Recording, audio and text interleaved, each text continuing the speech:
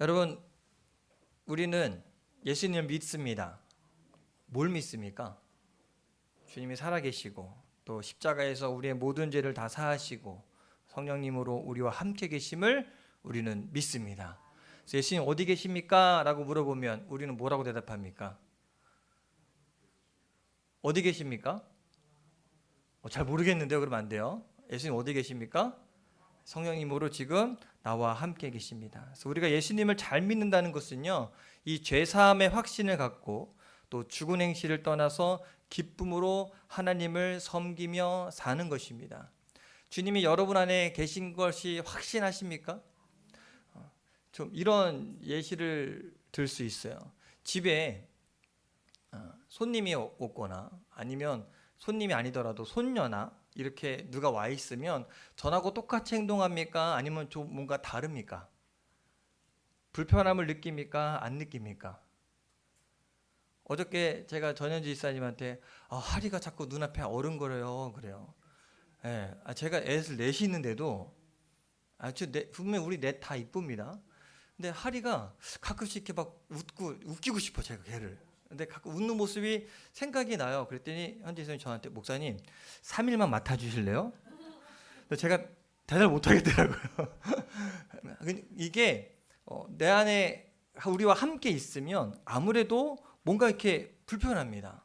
뭔가 좀 어색합니다. 그리고 신경을 쓰게 됩니다. 자, 그렇다고 제가 물어보겠습니다. 예수님이 여러분과 함께 계심으로 인해서 여러분 뭔가 불편함을 느끼십니까? 이 불편함은요, 거룩한 불편함이어야 돼요. 내가 챙겨주고 싶고 애가 울면 좀 찾아가야 되고 예수님이 우리 안에 계시면 예수님을 의식하며 살아야 됩니다. 예수님과 대화해야 되고요, 내가 죄 짓는 자리에서 좀 물러나야 되고. 근데 때로는 예수님이 내 안에 계십니다 라고 하면서 그냥 모른 척하는 경우가 있어요. 만약에 제가 권사님네 집에 이렇게 놀러 갔는데 저를 본체만치 하고 아무런 대꾸도 하지 않고 그냥 온 사람 안 취급한다면 거기 있고 싶겠습니까? 저 왔어요 라고 얘기했는데 막 자기 하느라고 정신이 없어, 자기 할 일 막 하고 있어. 그러면 거기 있고 싶겠습니까?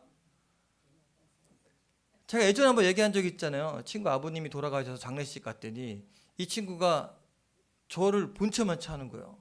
불러서 갔는데, 그래서 그 친구 누님하고만 대화하다가 그렇게 온 적이 있거든요. 제가 빨리 나오고 싶더라고요. 거기서 있고 싶지가 않을 만큼. 왜? 본체만치 하니까. 근데 여러분, 예수님이 우리와 함께 계시면, 그 믿음이 있다면 예수님을 본체만치 해야 됩니까? 아니면 그분과 늘 대화하고 신경 쓰고 죄 안 짓고 살아야 됩니까? 대답 못 하세요. 여러분, 정말 예수님 잘 믿고 살고 계십니까? 주변 사람들이 여러분을 보면 뭔가 다르네 라고 이야기하십니까? 어떤 분 그러죠. 집에 막 서둘러 가려 그러면 뭐라고 이야기해요? 집에 꿀 발라놨어? 왜 이렇게 빨리 가려 그래? 이렇게 얘기하는 것처럼 주변 사람들이 여러분을 보면 뭔가 믿는 구석이 있나 보다, 뭔가 다르구나, 뭔가 다른 사람, 세상 사람들과 뭔가 분명한 차이가 있구나라는 것을 알아야 됩니다. 그래서 사람들이 어떻게 그렇게 항상 기뻐하며 살 수 있어? 어떻게 그 상황에서 힘들지 않게 할 수 있어? 그럼 우리가 그때 이야기를 해야 돼요. 예수님이 함께 계셔서, 예수님이 내 안에 계시기 때문에 모른 척하는 것이 아니라 그분에게 도움을 청하기도 하고 도움을 받기도 하고 또 그분을 섬기기도 해야 되고. 여러분, 사실 우리는 이러한 믿음으로 이 땅을 살아야 됩니다. 그런데 솔직하게 말씀드리면 우리가 이 믿음으로 살아가지 못할 때가 너무나 많이 있습니다. 예수 믿는 사람들이 믿지 않는 사람들보다 더 염려하고 더 짜증내고 더 절망할 때가 많습니다. 그렇게 우리의 믿음이 흔들릴 때 여러분은 어떻게 하십니까? 오늘 히브리서 10장 말씀에 보면 예수 그리스도를 통해 구원받은 우리에게 하나님께서 기가 막힌 약속을 하셨습니다. 우리 16절 말씀을 같이 한번 읽어볼까요? 어떤 약속을 하셨냐면, 시작. 주께서 이르시되 그날 후로는 그들과 맺을 언약이 이것이라 하시고 내 법을 그들의 마음에 두고 그들의 생각에 기록하리라 하신 후에. 이 말씀은요, 예레미야 선지자가 예언한 말씀을 그대로 인용한 거예요. 예레미야에 어떤 말씀이 있는가? 예레미야서 31장 33절에 이런 말씀이 있습니다. 함께 읽겠습니다. 시작. 그러나 그날 후에 내가 이스라엘 집과 맺은 언약은 이러하니 곧 내가 나의 법을 그들의 속에 두며 그들의 마음에 기록하여 나는 그들의 하나님이 되고 그들은 내 백성이 될 것이라. 여호와의 말씀이니라. 여기 보니까 하나님이 하나님의 법을 어디에 둔다? 그들의 마음에 두고 그들의 생각에 기록하리라. 할렐루야. 이 말씀 어떻게 이루어졌습니까? 우리 안에 누가 계셔요? 말씀이 육신이 되어 우리 가운데 거하심에 예수님 오셨고 그 예수님이 성령님으로 우리 안에 거하셨어요. 말씀이 하나님의 법이 그대로 마음에 두고 그들의 생각에 기록하리라. 그들은 나의 백성이 될 것이다. 나는 그들의 하나님이 될 것이다. 이게 가능해졌어요. 예수님은 이 승천하시기 전에 이 말씀을 이루기 위해 우리에게 분명하게 말씀하셨습니다. 그리고 약속하셨어요. 요한복음 14장 16절 17절 우리가 잘 아는 말씀이지만 좀 깁니다. 같이 함께 읽습니다. 시작. 내가 아버지께 구하겠으니 그가 또 다른 보혜사를 너희에게 주사 영원토록 너희와 함께 있게 하리니 그는 진리의 영이라. 세상은 능히 그를 받지 못하나니 이는 그를 보지도 못하고 알지도 못함이라. 그러나 너희는 그를 아나니 그는 너희와 함께 거하심이요 또 너희 속에 계시겠음이라. 아멘. 이 말씀이 무슨 뜻인지 아시겠죠? 세상 사람들은 성령님이 뭔지 알지도 못하고 보지도 못합니다. 그러나 우리는 그 성령님이 우리 안에 함께 계십니다. 그래서 우리로 하여금 하나님을 잘 섬길 수 있도록 그렇게 인도해 주십니다. 저와 여러분의 안에는요 하나님의 생명이 있습니다. 우리의 힘은 우리 안에 계신 성령님 예수 그리스도입니다. 우리의 힘은 세상적인 힘이 아니라 바로 이 안에 있는 우리 안에 있는 예수님으로 말미암아 살아갈 힘을 얻습니다. 그러므로 여러분 우리는 하나님의 생명을 가진 자로 날마다 하나님 앞에 나아갈 수 있는 이 자격이 주어졌습니다. 19절 20절 말씀 같이 함께 읽겠습니다. 시작. 그러므로 형제들아 우리가 예수의 피를 힘입어 성소에 들어갈 담력을 얻었나니 그 길은 우리를 위하여 휘장 가운데로 열어놓으신 새로운 살 길이요 휘장은 곧 그의 육체니라. 여기 보니까 어디에 들어간다 그래요? 성소에 들어갈 담력 이야기예요. 따라 한번 해볼까요? 성소에 들어간다. 이 구약의 핵심입니다. 구약의 모든 제사법은 어디에 들어가는 거예요? 성소 안에 들어가는 거, 하나님을 만나는 거.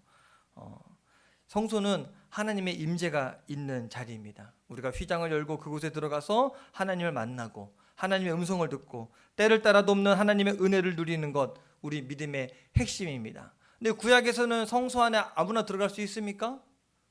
아무나 못 들어가요. 휘장이 다 닫혀 있습니다. 그런데 지금 이제 어떻게 합니까?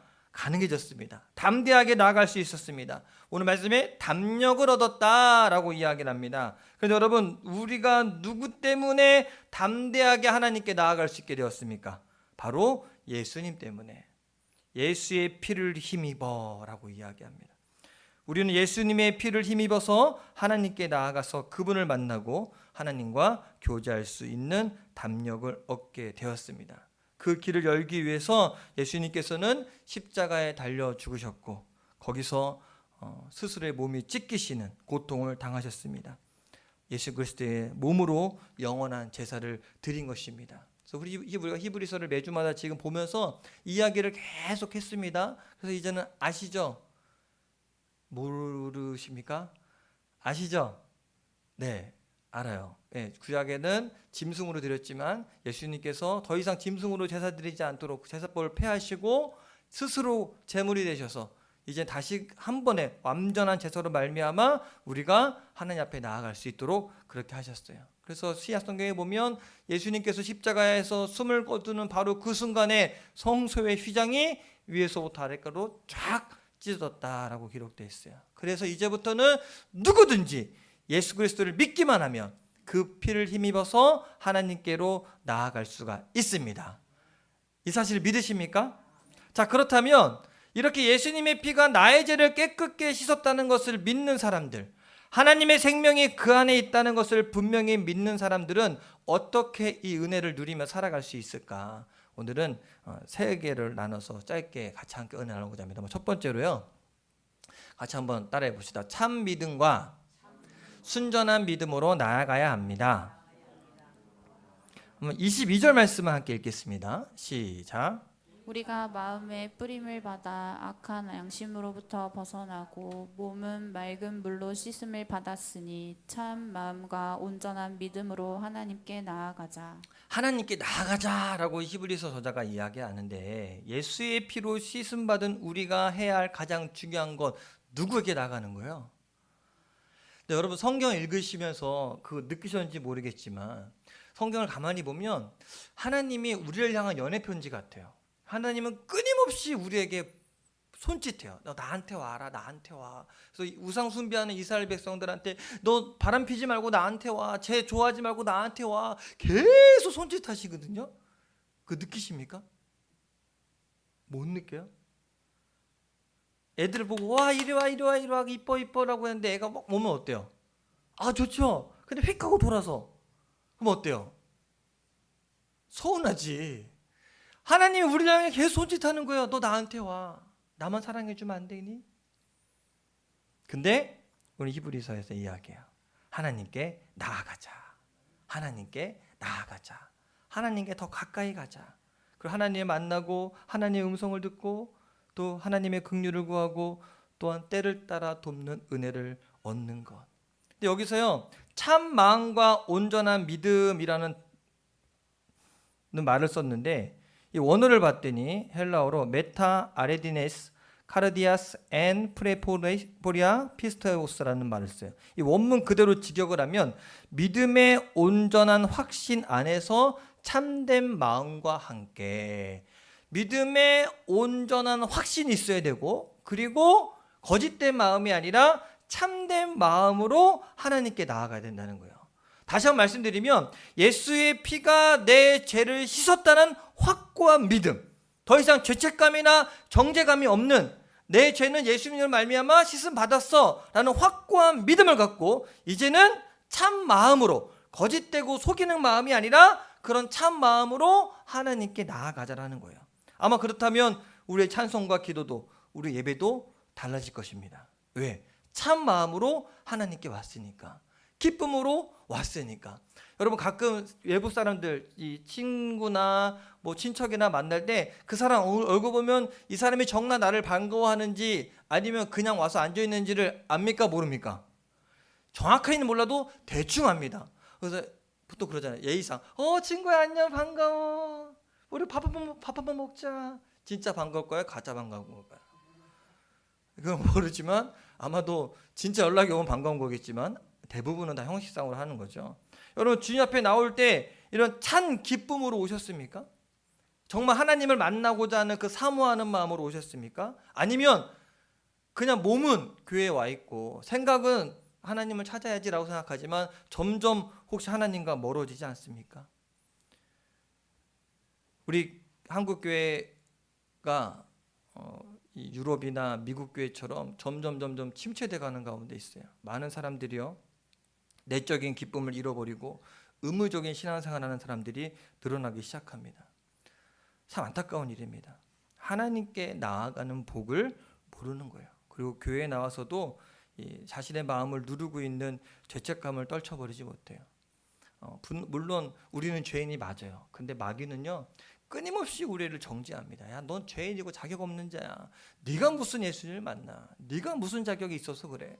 여러분, 주님이 원하시는 것은 이런 죄책감을 살아가는 것이 아닙니다.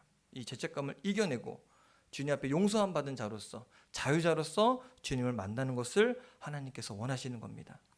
그럼 혹시 죄사함의 확신이 심해졌습니까? 아니면 또 죄를 범하고 넘어지고 우리의 삶이 엉망진창이십니까? 그렇다 할지라도 우리는 누구한테 나아가야 됩니까? 하나님께 나아가야 됩니다. 어떤 분이 이렇게 이야기할 수 있어요. 어떻게 그래요? 한두 번도 아니고 양심도 있어야지. 그래서 성경에서 이렇게 이야기해요. 22절입니다. 같이 한번 읽어볼까요? 시작. 우리가 마음의 뿌림을 받아 악한 양심으로부터 벗어나고 몸은 맑은 물로 씻음을 받았으니. 자, 우리 마음에는요 악한 양심이라는 게 있어요. 그 양심이라는 거는 좋은 거잖아요. 근데 악한 양심이 있어요. 하지 말아야 될 생각들을 하는 거예요. 예수 그리스도로 말미암아 완벽한 예수님의 그 제사로 말미암아 우리가 구원을 받았고 완벽한 제사함을 얻었음에도 불구하고 계속 죄책감을 느끼게 만드는 거예요. 악한 양심입니다. 근데 거기서 벗어나서 맑은 물로 씻음을 받았으니 세례를 의하게 하고 거듭남을 의미하는데, 여러분, 내가 이미 제사함 받았다는 것, 내 안에 하나님의 생명이 있다는 것 분명히 믿게 되기를 간절히 축원합니다.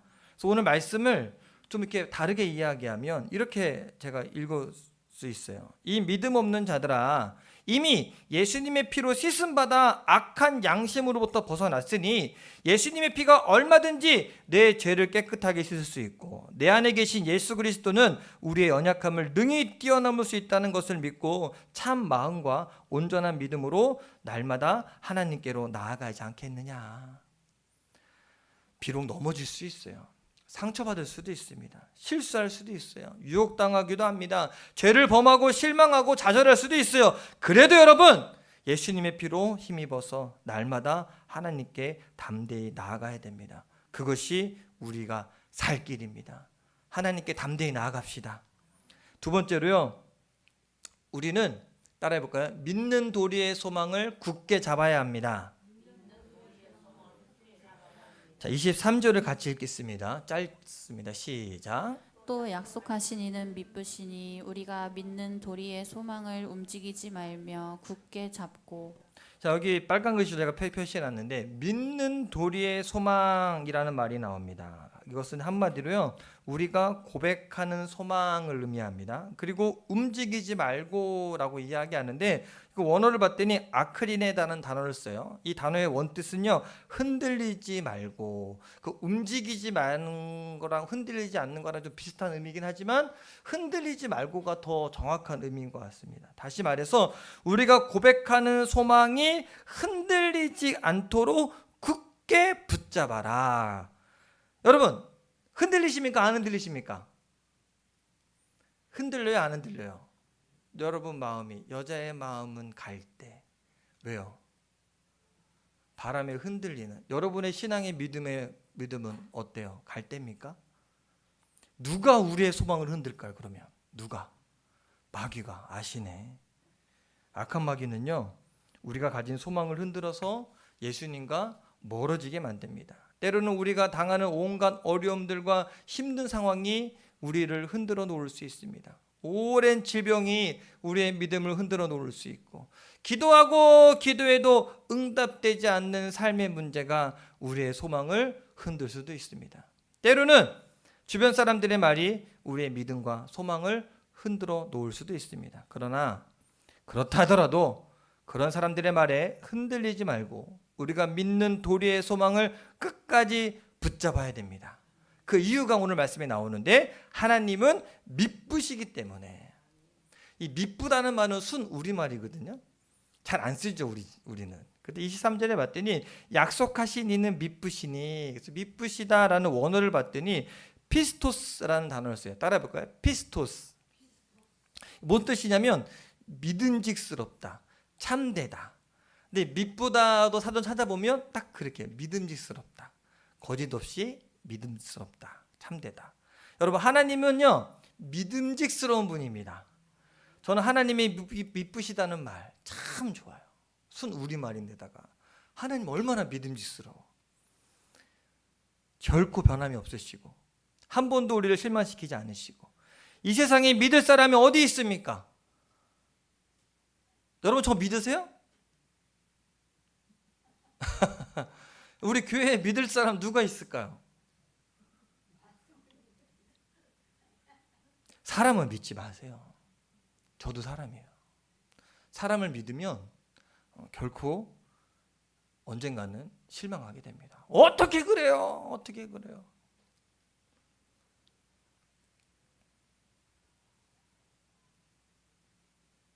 그런 얘기가 있잖아요.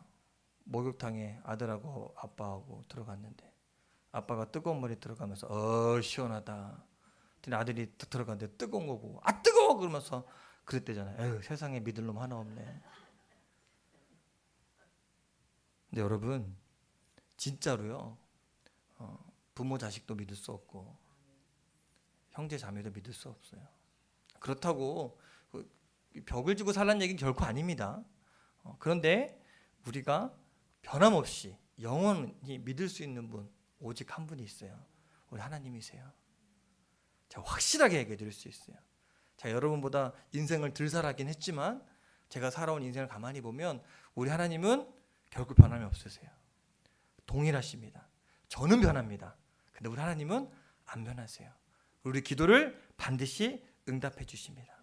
그러므로 우리 시선을 주변을 보지 마시고 하나님께 온전히 집중하시고 고정합시다. 이 경주마들 보면 이렇게 양옆에 가리거든요. 왜 가리는 줄 아십니까? 앞만 보고 달려가라고. 우리도 옆에 바라보지 마시고 우리 하나님만 바라봅시다. 만약 우리가 미쁘신 하나님께 우리의 시선을 고정한다면 그 어떤 것들도 우리의 소망을 흔들 수 없을 것입니다. 주님을 바라는 것이 성도의 능력이고 힘입니다. 그래서 이사야 선지자는요, 오직 여호와를 앙망하는 자는 새 힘을 얻으리니 독수리가 날개쳐 오른 것 같이. 세상에서 힘을 얻는 방법은 미쁘신 하나님을 바라보는 것입니다. 그러므로 누가 뭐라고 해도 미쁘신 하나님만 바라보고 우리가 소망하는 이 소망을 굳게 붙잡게 되기를 간절히 축원합니다. 마지막으로 세 번째로 같이 한번 읽어봅시다. 시작. 서로 돌아보아 사랑과 선행을 격려해야 합니다. 자, 24절 말씀을 같이 한번 크게 읽겠습니다. 시작. 서로 돌아보아 사랑과 선행을 격려하며. 자, 믿음과 소망에 대한 겉면에 의해서 이번에는 사랑에 대한 겉면으로 이어지고 있습니다. 구원의 확신과 하나님 나라의 소망을 가진 이들은요, 이 땅에서 서로 돌아보고 사랑과 선행을 격려하며 살아야 된다고 이야기해요. 이 초대교회 성도들은요, 무서운 핍박이 있어도 그들은 용기를 잃지 않았습니다. 그 비결이 오늘 말씀에 보면 성도의 교제를 통한 격려 때문이었다고 할 수 있습니다. 성경 읽어보면 가장 위대한 격려자는 예수님이십니다. 평범하고 조금 모자라 보여도 제자들을 이렇게 부르셨고 그들을 끊임없이 격려해 주셨어요. 야단치고 책망하기보다는 그들을 세워주시고 일할 수 있도록 그렇게 만들어 주셨습니다. 어느 누구도 그 예수님이 12제자가 세상의 역사를 바꿀 거라는 생각은 아무도 하지 못했습니다. 상상도 못했어요. 그러나 주님은 그들의 인생을 바꾸어 놓았고 마침내 그들을 통해 세상이 변화될 수가 있습니다. 이것이 격려가 가지고 있는 힘입니다. 넌 자격이 없어. 넌 할 수 없어라는 말보다 넌 할 수 있어. 너는 그런 자격이 있어. 이 격려 한마디가 사람을 세워갑니다. 그래서 성경에 보면 또 다른 격려자가 있는데 바로 사도 바울입니다. 이 신약 성경 바울의 서신서를 보면 이 책방 야단보다 격려의 메시지가 가득합니다. 바울 주변에는 당시 로마 복음화의 주역들이 많이 모였습니다. 그런데 놀라운 건 뭐냐면 바울이 이렇게 위대한 격려자, 전도자가 될 수 있었던 이유는요, 바나바 때문이라고 할 수 있어요. 이 바나바는 누구냐면 사도 바울이 회심하고 처음 예루살렘 교회에 나타났을 때 사도 바울이 전에는 스데반 집사님도 돌을 쳐 죽이는데 앞장섰던 사람이고 예수 믿는 사람들을 잡아 죽이려고 자기 지역이 아닌 다른 지역까지 가면서 그렇게 열심히 냈던 사람이기 때문에 어느 누구도 바울이 회심했다는 것을 믿어주지 않았습니다. 그때 바나바가 바울을 변호해주고 그와 함께 속에서 다른 사람들과 사역할 수 있도록 도와줬습니다. 그것만이 아니라 바울이 낙향에서 자기 고향 다소에 머물러 있을 때에도 그를 다시 안디옥 교회를 불러 함께 사역하고자 격려한 사람도 바나바였어요. 바나바의 격려가 위대한 전도자 바울을 만들었다고 해도 과언은 아닙니다. 이런 바나바의 격려를 받았기 때문에 바울 자신도 격려자가 될 수 있었습니다. 이게 무슨 얘기냐면 내가 격려를 받으면 나도 격려를 해줄 수 있다는 겁니다. 교회가 바로 이런 곳입니다. 교회는요, 세상에서 온갖 죄와 싸우면서 하나님을 위해 살던 성도들이 모여서 서로 격려하고 격려받는 장소입니다. 찬송과 기도, 예배와 봉사, 또 성도의 교제를 통해서 성도들은 주님의 격려를 받고 또 성도들의 격려를 받고 세상을 이길 힘을 얻습니다. 그러니 교회가 얼마나 귀중한 곳이겠습니까? 그러니 교회 안에서 서로 너 잘냈니 못냈니 해야 돼요? 아니면 격려만 해야 됩니까? 그렇겠죠? 격려만 해야 합니다. 그러므로 여러분, 우리는 그날이 가까움을 볼수록 더욱 모이기를 힘써야 할 것입니다. 25절을 함께 같이 읽겠습니다. 시작. 나는 어떤 사람들의 습관과 같이 하지 말고 오직 권하여 그날이 가까움을 볼수록 더욱 그리하자. 자, 이 말씀에 비추어 봤을 때 당시에 아마도 모일 필요가 없다라고 이야기하는 사람도 있었던 것 같아요. 모일 필요 없다. 근데 여러분, 이 당시뿐만 아니라 지금도 마찬가지입니다. 우리가 코로나 3년을 겪고 나서부터 사람들이 이야기를 합니다. 뭘 모이냐. 요즘엔 TV나 인터넷으로도 설교를 많이 들을 수 있고 저보다 훨씬 뛰어난 목사님들 설교가 인터넷에 볼 수 있어요. 그리고 찬양팀도 모두 그냥 잘 갖춰져 있는 걸 다 볼 수 있습니다. 그러니 꼭 교회 갈 필요 있냐라고 말하는 분들이 있습니다. 저는 아니라고 단언할 수 있습니다. 기독교 신앙은요, 혼자 고립된 신앙이 결코 아닙니다. 교회는 성도들이 모여 이룬 공동체고 살아계신 그리스도의 몸입니다. 교회 이름 자체가 그래요. 에클레시아라 그래서 우리 구원의 믿음자들이 모여서 함께 모인 곳이 교회예요. 건물이 아니라 여러분 자체가 교회예요. 근데 모이지 않으면 교회가 교회입니까? 아닙니다. 교회는 모여야 됩니다. 그래야 믿음과 소망과 사랑을 나누며 서로 돌보고 격려할 수 있습니다. 마귀의 전략이 있습니다. 어떻게 하는 것? 모이지 못하게 하는 것. 성도들이 서로 만나지 못하게, 간증을 나누지 못하게 합니다. 혼자서 고독을 씹으며 원망하고 불평하도록 그렇게 만듭니다. 혼자서 생각하면요, 답이 안 나와요. 그리고 마귀는요, 우리 생각을 조종해서 자꾸 악한 생각, 나쁜 생각을 하게 만듭니다. 그러나 여러분, 우리가 힘들수록 모여야 되고 어려울수록 함께 기도해야 됩니다. 속회를 자꾸 하고 하라는 이유가 왜 그러냐면, 모여서 함께 내 아픔을 나누고 또 듣고 이러면서 힘을 얻는 시간이에요. 거기서 비교해서 자괴감을 얻는 시간이 아니라 서로 기도해 주면서 격려하는 모임이 우리 속회 모임입니다. 제가 통계를 좀 찾아봤는데요. 지금은 이제 혼자 홀가구 시대가 됐잖아요. 이제 2022년 이 작년도 통계청 발표에 의하면 1인 가구가 전체 가구 수의 33.4%입니다. 네 가구 중 더 되죠. 이제 33%면 25%가 4분의 1이니까 거의 이제 세 가구 중에 한 가구는 1인 가구예요. 저희 교회는 1인 가구가 비슷하네요. 통계상으로 33.4%예요. 2030년에는 앞으로 35%가 넘을 것이고 2050년에는 40%가 넘어갈 것이라는 전망도 있습니다. 혼자 밥 먹고 혼자 영화 보고 혼자 취미생활합니다. 그래서 이런 말이 있어요. 혼술, 혼밥, 혼행. 이런 유행어가 있어요. 점점 이런 개인주의적 성향이 강해지면서요. 요즘에는 교회에 모여서 예배하는 일을 건너뛰는 사람들이 점점 늘어나고 있습니다. 그러나 제가 분명하게 말씀드린다면 그것은 결코 하나님이 기뻐하는 신앙이 아닙니다. 이렇게 신앙생활하는 자들은요, 한 가지 중대한 사실을 망각한 겁니다. 바로 그날이 가까이 오고 있다는 겁니다. 여러분, 주님 오실 날 가까이 오고 있습니다. 그때가 되면 우리는 주님 앞에 각자 자신의 삶의 평가를 받게 될 것입니다. 얼마나 자주 하나님께 나아왔는지, 얼마나 하나님의 사랑을 나누며 살았는지 우리가 하나님 앞에 보고하게 될 것입니다. 그때 우리가 서로 돌아보고 사랑과 선행을 격려하는 일을 제쳐놓고 다른 일을 했다고 어떻게 보고할 수 있겠습니까? 저는 교회 안에서 사랑을 나누고 주님 앞에 더 신실한 주님의 제자가 되기를 간절히 축원합니다. 말씀을 정리합니다. 이제부터는 여러분, 우리는 예수의 피로 씻음 받은 자요, 부활하신 주님이 우리 안에 계시는 것이 분명하다는 확신을 갖는다면 이제는 참된 마음과 온전한 믿음으로 하나님께 나아가기를 힘씁시다. 또 우리가 고백하는 소망을 굳게 붙잡고 흔들리지 맙시다. 우리 주님 곧 오십니다. 다음 주에 성탄절이기도 하지만 이런 마지막 오신다는 소망을 갖고 그러고 살아가야 됩니다. 그때까지 교회에 모이기를 힘쓰고 서로를 돌아보고 서로 사랑과 선행으로 격려하는 저 여러분 되기를 주님의 이름으로 간절히 축원합니다. 같이 따라해 봅시다. 사랑과 선행으로 서로 격려하자. 서로 격려합시다. 서로 격려합시다. 그래서 세워주시고 세움 받는 저 여러분 되기를 바랍니다. 우리 같이